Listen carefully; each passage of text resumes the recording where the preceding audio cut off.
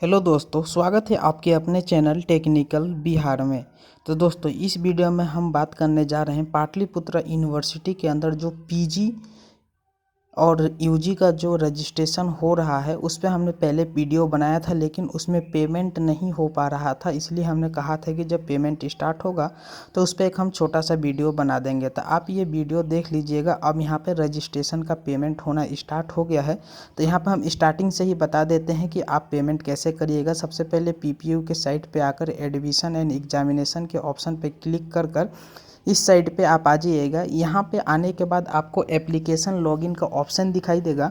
जैसे आप application login के ऑप्शन पे क्लिक करिएगा तो यहाँ पे जो आपको यूएन नंबर मिला होगा, जब फर्स्ट टाइम आपने फॉर्म भरा होगा तो आपको वहाँ पे यूज़र नेम और पासवर्ड मिला होगा। आपको वही यूज़र नेम और पासवर्ड डालकर यहाँ पे लॉगिन करना होगा। जब आप फॉर्म भरे होंगे तो आपके फॉर्म के ऊपर में ही यूएन नंबर लिखा होगा।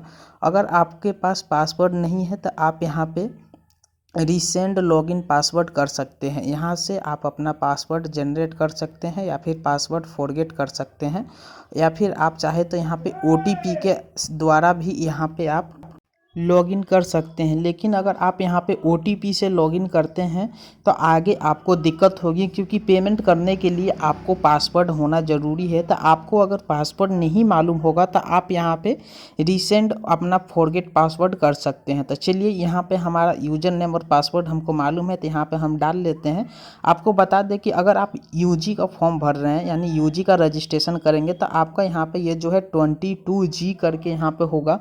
अगर आप पीजी का भरिएगा तो ये 22T करके यहाँ पे होगा, जो आपका यहाँ पे यूज़र नेम होता है। तो इस तरह से आप दोनों का प्रोसेस सेम ही होने वाला है, बस यहाँ पे यूज़र आईडी, यहाँ पे जो यूज़र नेम है उसमें चेंज होता है। उसके बाद पासवर्ड डालने के बाद नीचे में जो आपको कैप्चर दिखाई देगा, इस कैप्चर को डालकर आपको लॉगिन कर लेना है। जैसे आप लॉगिन करिएगा तो कुछ इस तरह से इंटरफेस आपके सामने खुल के आ जाएगा। और यहाँ पे आप देख सकते हैं कि यहाँ पे कुल इस तरह से ऑप्शन आपको आता है। सबसे पहले अगर आप अपने मोबाइल में इस फॉर्म को खोले हैं तो आप इसे डेस्कटॉप साइज़ में ज़रूर कर लें, क्योंकि आगे दिक्कत नहीं होगा। तो और यहाँ पे डेस्कटॉप साइज़ में करने पर ऊपर में आपको यहाँ पे 5 ऑप्शन दिखाई देते हैं, और राइट हैंड साइड में कैंडिडेट का नाम भी आपको यहाँ पे दिखाई देगा साफ साफ।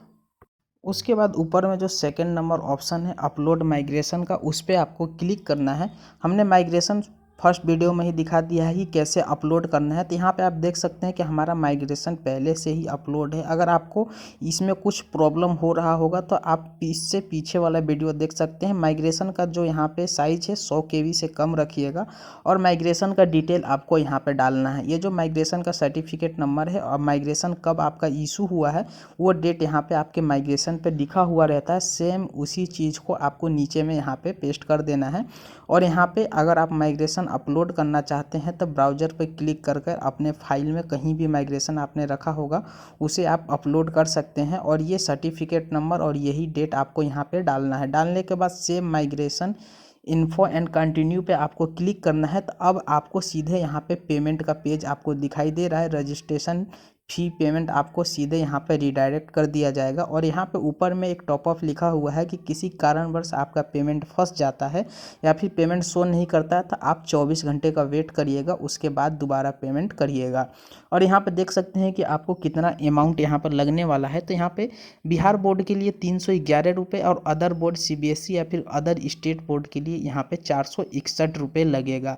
और आपको हमने वीडियो को स्टार्टिंग में ही बताया था कि आपको पासवर्ड यहाँ पे ज़रूरी पड़ेगा, क्योंकि यहाँ पे पासवर्ड डालिएगा तभी आप पेमेंट का आगे का प्रोसेस कर पाइएगा। तो चलिए, हमारे पास पासवर्ड है। पासवर्ड डालकर प्रोसीड टू पेमेंट गेटवे पे क्लिक करिएगा तो सीधे आपको पेमेंट गेटवे के पेज पे रिडायरेक्ट कर दिया जाएगा। अब कुछ इस तरह से आपको अमाउंट दिखाएगा कि कितना अमाउंट आपको लग रहा है। और यहाँ पे पेमेंट का प्रोसीड आपको दिखाए 3-4 ऑप्शन है। आप यहाँ पे डेबिट कार्ड, इंटरनेट बैंकिंग, भीम यूपीआई, निफ्ट या फिर एसबीआई ब्रांच पेमेंट से आप जो भी आपको बेटर लगे आप पेमेंट कर सकते हैं। हमारा सजेशन मानिएगा, आप भीम यूपीआई ही सेलेक्ट करिएगा।